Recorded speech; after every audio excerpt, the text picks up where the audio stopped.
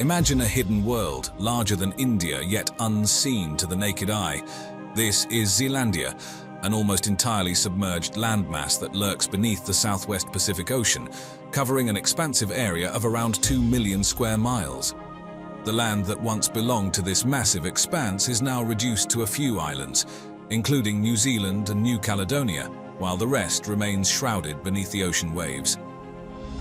Zealandia's story is a remarkable journey through time. Around 23 million years ago, this continental fragment decided to part ways with Antarctica. What ensued was a slow but dramatic process that saw the majority of Zealandia slide gracefully beneath the surface of the sea. But Zealandia is no ordinary piece of Earth's crust. Unlike the thinner, denser oceanic crust that forms the seabed, Zealandia is made up of thicker, less dense continental crust. Unraveling the mysteries of Zealandia requires a bit of geological detective work. Scientists have combed through various forms of evidence to learn more about this elusive landmass. Satellite images of Earth have revealed the submerged boundaries of Zealandia, showcasing a clear distinction from the surrounding oceanic crust. Rock samples dredged up from the deep tell tales of a land once dry and solid, now lying beneath the waves. But why does Zealandia matter? Apart from its staggering size, this sunken continent provides invaluable insights into the processes of plate tectonics, the movement of Earth's giant crustal plates, and the mysteries of continental drift. Understanding Zealandia's past helps scientists piece together the complex puzzle of our planet's geological history. This hidden continent also hosts a rich biodiversity, both above and below the water. The islands that remain above sea level are home to unique flora and fauna, some of which cannot be found anywhere else on Earth. Below the waves, the submerged parts of Zealandia provide habitats for a myriad of marine species, contributing to the rich tapestry of life in the Pacific Ocean. Enveloped by the warm, tropical waters of Southeast Asia lies an ancient realm largely unknown to the wider world, Sundaland. This vast submerged landmass, stretching from the Malay Peninsula all the way to the islands of Borneo and Java, is a submerged wonder concealing tales of a land that once was. Sundaland during the last ice age was not the archipelago we recognize today, but rather a contiguous expanse of land, engulfed by lush rainforests and teeming with unique wildlife. The drastic change in sea levels resulting from the melting of the Ice Age glaciers transformed this once vast peninsula into the fragmented landscapes we see today. The remnants of this extensive landmass are now known as the Sunda Shelf, a shallow sea platform that gives scientists a peek into a world lost to time. Geological and biological evidence have been paramount in uncovering the secrets of Sundaland. The distribution of flora and fauna across the islands of Southeast Asia bears silent testimony to a time when these lands were united. Species that are isolated by sea share genetic similarities, indicating a common ancestry dating back to when these areas were interconnected. Furthermore, sedimentary layers and fossil records provide clues to the dramatic environmental transformations Sundaland has undergone. One of the intriguing aspects of Sundaland is its potential role in human prehistory. Archaeological findings suggest that this region could have been a pivotal pathway for early human migration. The now submerged land bridges would have provided ancient humans with a terrestrial route from mainland Asia to the islands, facilitating the spread of both people and culture across the region. Beyond its historical and biological significance, Sundaland also holds a sense of mystique and allure. Local legends and folklore speak of ancient civilizations and lost cities hidden beneath the waves, captivating the imagination of explorers and researchers alike. While many of these tales remain unverified, they add an intriguing layer to the enigma of Sundaland. Nestled between the shores of modern-day United Kingdom and continental Europe lies the sunken world of Doggerland, a once sprawling and vibrant land bridge that connected the two regions during the last ice age. Today, its remnants rest beneath the chilly waves of the North Sea, capturing the imagination of archaeologists, historians, and adventure seekers alike. Doggerland's existence was drastically altered by the end of the last ice age, approximately 8,000 years ago. As the massive glaciers melted, sea levels rose, swallowing up the vast expanses of land and transforming the geography of Europe as we know it. Doggerland, once a rich habitat for both humans and wildlife, gradually became submerged, leaving behind a treasure trove of secrets beneath the sea. Archaeological discoveries have begun to peel back the layers of this hidden world, providing tantalizing glimpses into the lives of its ancient inhabitants. Traces of human activity, such as tools, weapons, and even remnants of dwellings, have been unearthed, painting a picture of a once thriving civilization. These discoveries suggest that Doggerland was not just a transient space for nomadic tribes, but a permanent home for communities that lived, worked, and thrived in this lush landscape. The environment of Doggerland was dramatically different from the barren seabed that exists today. During its time, it was a rich mosaic of rivers, lakes, marshlands, and hills, teeming with flora and fauna. Fossil evidence indicates a variety of wildlife, ranging from large mammals such as mammoths and rhinoceroses to an abundance of fish and birds. This diverse ecosystem not only provided ample resources for the human inhabitants, but also made Doggerland a crucial corridor for animal migrations. As the waters rose and Doggerland disappeared beneath the waves, its stories were not completely lost. The land's gradual submersion left behind layers of sediment that have preserved the remnants of this ancient world. Modern technology, such as sonar scanning and underwater archaeology, has allowed scientists to map out the lost landscapes of Doggerland, providing a fascinating window into our prehistoric past. In addition to its archaeological and historical significance, Doggerland also holds a special place in folklore and mythology. Some researchers speculate that tales of sunken kingdoms and lost lands, such as Atlantis, may have their roots in the real-life disappearance of Doggerland. These stories, passed down through generations, serve as a poignant reminder of the transient nature of our world and the powerful forces that shape our planet's history. Tucked away between the easternmost tips of Asia and the western edges of North America, the submerged landmass known as beringia paints a fascinating picture of our planet's history. This hidden expanse, now mostly submerged beneath the Bering Strait, was once a vital bridge connecting two continents, playing a pivotal role in the migration of humans and animals. Dating back to the Pleistocene era, beringia stretches across what is now the Chukchi Sea, the Bering Sea, and parts of the Arctic Ocean. Unlike the other land bridges that vanished beneath rising sea levels after the last ice age, beringia's transformation was unique.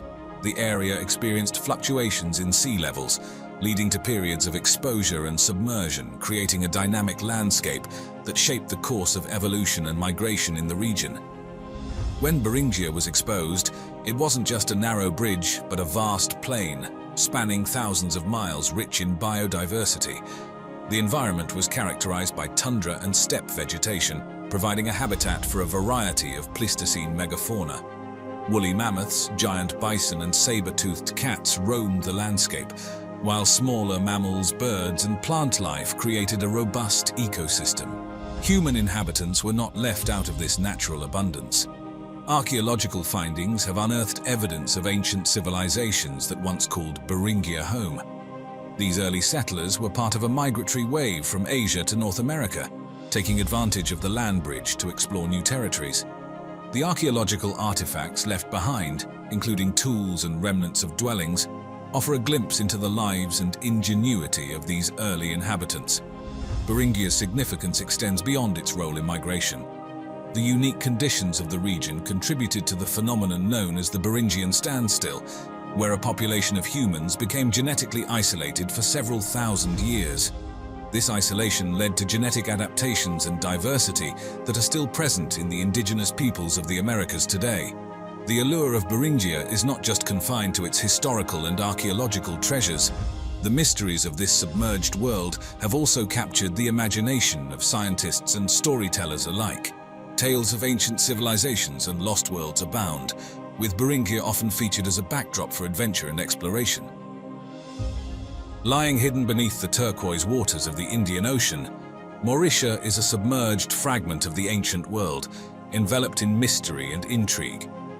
This long-lost microcontinent, spanning millions of years of geological history, serves as a captivating subject of study for scientists and a fertile ground for imagination. Mauritia's story begins around 85 million years ago, when it is believed to have been part of the supercontinent Gondwana. Over time, as tectonic plates shifted and drifted apart, Mauritia found itself caught in the grand dance of continental drift. This resulted in its isolation and eventual submersion beneath the waves, leaving behind tantalizing clues about its existence. The discovery of zircon grains on the beaches of Mauritius served as the initial breadcrumb leading scientists to the trail of Mauritia. These zircon crystals, dating back to around 2,000 to 3,000 million years, stood in stark contrast to the much younger volcanic rocks forming the island. The presence of such ancient minerals hinted at the existence of a much older landmass lurking beneath. Research and seismic studies further supported the theory of Mauritius' existence, painting a picture of a fragment spanning about 700 by 1900 kilometers. What remains of this submerged continent is now nestled between the Seychelles and Mauritius, silently holding stories of a bygone era. Mauritius' submerged status has also ignited interest in the realm of biodiversity. The unique geological conditions have created an underwater habitat that is both diverse and unique, housing marine species that have adapted to this hidden world. Studies suggest that the submerged landmasses like Mauritia may play a crucial role in the distribution of marine life across the Indian Ocean. The allure of Mauritia extends beyond its geological and biological significance. The concept of a lost continent hidden beneath the waves stirs the imagination and has given rise to numerous myths, legends, and speculative theories. Some have even ventured to suggest connections between Mauritia and the fabled lost continent of Lemuria, although these claims remain in the realm of speculation. For scientists, the discovery and study of Mauritia offer a rare glimpse into the dynamic processes shaping our planet. The microcontinent's journey from a piece of Gondwana to its current submerged state serves as a testament to the relentless forces of nature and the ever-changing face of the Earth. As exploration and research continue, Mauritia stands as a beacon in the dark, inviting us to delve deeper, unravel its secrets, and uncover the stories etched into the very fabric of the Earth. In the heart of the Indian Ocean, the mysterious Mauritia lies in wait, a submerged relic of an ancient world, whispering tales of times long past and secrets yet to be revealed. Picture a place untouched by the hands of time, where the echoes of the ancient past are the living present, a place hidden away from modern civilization, where people live exactly as our ancestors did thousands of years ago. This isn't the setting of a science fiction novel or a far-off alien world. It's right here, on Earth, in a tiny speck of land in the Indian Ocean, North Sentinel Island. A land shrouded in mystery, protected by its isolation, and inhabited by perhaps the most isolated tribe on Earth, the Sentinelese. Let's delve into this intriguing enclave of human history. Imagine an island so remote, so isolated, that we know almost nothing about it. This isn't the premise of a new season of Lost, but rather it's our reality. That's the story of North Sentinel Island, located in the Bay of Bengal, part of the archipelago of the Andaman and Nicobar Islands. North Sentinel Island is unlike any other place on Earth. Its inhabitants, the Sentinelese, are considered to be the last pre-Neolithic tribe in the world. That's right, while you and I are here using our latest devices to communicate across continents, there's a group of people who live much like our ancestors did thousands of years ago. They rely on hunting, gathering, and fishing for their sustenance. Interestingly, the island isn't that far from modern civilization. It's just over 50 kilometers from Port Blair, the capital of the Andaman and Nicobar Islands. Yet, despite this relative proximity, the Sentinelese have remained astonishingly isolated, their language, customs, and way of life remaining a mystery to us. Why, you ask? Well, the Sentinelese have made it abundantly clear that they want nothing to do with the outside world. They are known to respond with hostility to any attempt at contact, throwing spears and arrows at low-flying aircraft and boats that venture too close to the island. In the age of Google Maps and instant communication, it's somewhat startling to acknowledge that there are still places on our planet that remain uncharted and largely unknown, reminding us of the vastness and variety of human experience. Diving deeper, let's take a closer look at the residents of this remote island, the Sentinelese. They represent a living testament of human survival, resilience, and isolation. The Sentinelese are thought to have lived on North Sentinel Island for up to 60,000 years, undisturbed and disconnected from the evolution of civilization as we know it. That's right, they've been around for longer than we've had written language, farming, or even the wheel. The Sentinelese live in small temporary huts made from locally available materials, palms, grass, and bamboo. For food, they depend on hunting, fishing, and gathering plant-based food. They use simple tools like bows and arrows to capture their prey. There's something incredibly humbling about the Sentinelese. Living in an age where we're surrounded by technology and comfort, the Sentinelese offer a stark contrast. They've survived for tens of thousands of years with what the land provides. Their tools haven't changed for millennia, and their way of life remains rooted in age-old traditions. Their language is a mystery too for now. Even neighboring tribes from other islands in the Andaman and Nicobar archipelago can't understand it. Their dialect has evolved in isolation for so many thousands of years that it has become completely unique. You might be tempted to think of the Sentinelese as primitive or backward because they lack the technology we're accustomed to. But let's flip the narrative here. Perhaps in their sustainable way of life, in their balance with their environment, and in their resistance to outside influence, they could be seen as incredibly advanced, practicing a form of wisdom that the rest of us are only beginning to appreciate. We've established the remoteness and the distinct culture of the Sentinelese, but why is this island, smaller than the city of San Francisco, spoken about with such apprehension and caution? Why is North Sentinel Island considered one of the most dangerous places on Earth? There's a simple yet profound reason for this. The Sentinelese are hostile towards outsiders, and for centuries, they've defended their island fiercely. Now, this isn't out of any inherent aggression or malice, but a natural response to protect their domain and their way of life from the unknown, that unknown being us. Take, for instance, their encounter with the British in the late 19th century. An expedition led by Maurice Vidal Portman, a British naval officer, kidnapped several Sentinelese with the aim to civilize them. The kidnapped members soon fell ill, and most of them died due to exposure to foreign diseases against which they had no immunity. Those who survived were quickly returned to the island. Similar incidents have occurred throughout history, with explorers, anthropologists, and even lost fishermen receiving a hostile reception. In 2006, 2 fishermen who strayed too close to the island were killed. These encounters, while tragic, offer valuable insight into the island's fearsome reputation. It's less about the hostility of the Sentinelese and more about their rightful defense against potential threats. After all, from their perspective, these outsiders have brought nothing but harm and disease. Perhaps the danger of North Sentinel Island is less about the people who live there and more about our own inability to respect their desire for isolation and self-preservation. But let's not forget, we're dealing with a society that has had virtually no contact with the outside world. The rules are different, and so are the stakes. So, we've seen how the Sentinelese have maintained their distance from the rest of the world. But what about the world's responsibility to them? With the notoriety that comes with the island's unique isolation, how is North Sentinel Island, and more importantly, its people, being protected? The Indian government, under whose jurisdiction the island falls, has made several attempts to establish peaceful contact with the Sentinelese.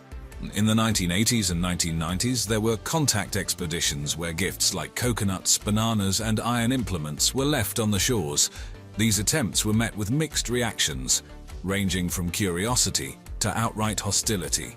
But over time, the Indian government has taken a hands-off approach. They've established a 3-mile exclusion zone around the island, making it illegal to approach without express permission. They've realized that each contact, no matter how well-intentioned, risks introducing diseases that could potentially wipe out the Sentinelese, who have no immunity to common ailments like the flu or measles. This protective stance was highlighted in 2018 when an American missionary named John Allen Chow was killed by the Sentinelese after illegally visiting the island in an attempt to convert them to Christianity. Despite international outcry and demands for his body to be retrieved, the Indian authorities refused to disturb the Sentinelese, arguing that any such attempt would be both dangerous and disrespectful. It's a precarious balance, isn't it? The Sentinelese are arguably the most isolated people in the world, with their wishes for isolation respected, but this isolation also makes them vulnerable. With increasing impacts of climate change and sea level rise, the future of North Sentinel Island and its inhabitants hangs in the balance. The question then arises, how do we protect those who do not want or perhaps do not understand the need for our protection? The case of North Sentinel Island raises some interesting and complex moral questions, doesn't it? The Sentinelese are a living, breathing testament to an ancient way of life, fascinating and mysterious in their seclusion.